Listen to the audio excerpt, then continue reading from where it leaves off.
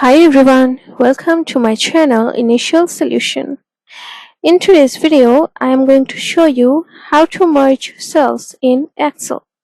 So open an Excel file and let's say you want to merge this three cells, okay? So whichever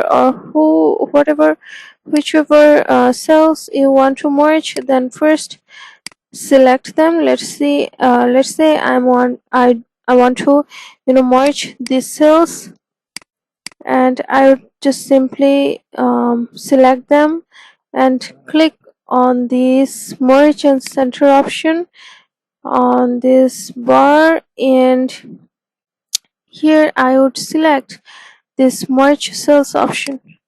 Here you can see it's merged. It's all done. So this is how it can be done.